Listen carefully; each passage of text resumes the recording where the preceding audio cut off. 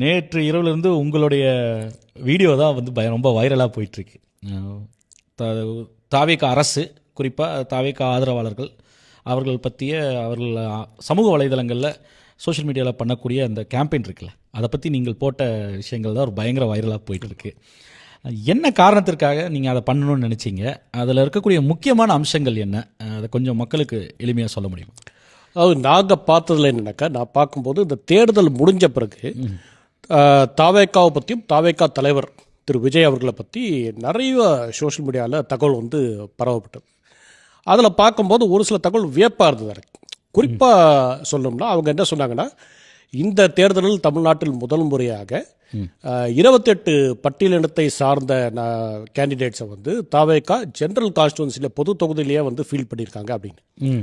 அதில் ஒரு சில பேர் வந்து என்ன சொன்னாங்க, 5 பேர் வெற்றி பெற்றுறாங்க, 20 பேர் வெற்றி பெற்றுறாங்க அப்படின்னு. இப்போ வைரலாக போச்சு. இந்த ஹேண்டில்ஸ்லாம் பார்த்தீங்கன்னா தமிழ்நாடு மட்டும் இல்லை, வெளியூரில் இருக்கிற ஹேண்டில்ஸும் இதை வந்து பரவலாக வந்து செலிப்ரேட் பண்ணுறாங்க. அப்போ நமக்கு வந்து என்னென்னாக்கா, ஏன்னா தாவேக்காவில் வந்து ஒரு ப்ராப்ளம் இருந்தது. என்னென்னாக்கா, அவங்க மீடியா கிட்ட கம்யூனிகேஷன் கிடையாது. அவங்களுக்கு ஆரம்ப கட்டத்துலேருந்து இன்னைய வரைக்கும் அது ஒரு பிரச்சனையாக இருக்குது. அப்போ ஒருவேளை கேண்டிடேட்டோட பேக்ரவுண்ட் இருக்குமா அப்படின்னு ஒரு சந்தேகம். இந்த கேண்டிடேட் பேக்ரவுண்ட் இருக்குமா? அப்படி இருந்ததுனால இது ஒரு மிகப்பெரிய புரட்சியாச்சே, ஒரு சமுதாய புரட்சி. ஏன்னா தமிழ்நாட்டை பொறுத்த வரைக்கும் என்னதான் நம்ம பெரியாரிசம், திராவிடியன் மூவ்மெண்ட் எல்லாம் பேசினா கூட இன்றைய அளவுலையும் நீங்கள் பார்த்தீங்கன்னா ஒரு பொது தொகுதியில் ஒரு பட்டியலினத்தை சார்ந்தவர் நின்று வெற்றி பெறுவது அவ்வளோ எளிது கிடையாது. அங்கும் ஒன்றும் இங்கே ஒன்று தான் இருக்குது. உதாரணத்துக்கு செல்வி ஜெயலலிதா அவர்கள் வந்து தலித் என்ற ஒரு முன்னாள் அமைச்சரை திருச்சி நாடாளுமன்ற பொது தொகுதியில் நிற்க வச்சு வெற்றி பெற வைத்தார். அப்போ இது வந்து ஒரு எக்ஸப்ஷனலாகவும் அபரேஷனாகவும் தான் இருக்கே தவிர பரவலாக கிடையாது. அப்போ இது எப்படி இந்த ஒரு புது கட்சி இதை சாத்தியப்படுத்தியது? ஒருவேளை இந்த கேண்டிடேட்டோட பேக்ரவுண்டு தெரியாதனால மக்கள் வந்து அதை ஜாதி பார்க்காம ஓட்டு போட்டாங்களா அப்படின்னு. அப்போ நான் என்னோட கொலீக் சாய்ச்சரன் அவர் என்ன சொன்னால், இதை கொஞ்சம் கூர்ந்து பாருங்கள், அனலைஸ் பண்ணுங்கள் அப்படின்னு.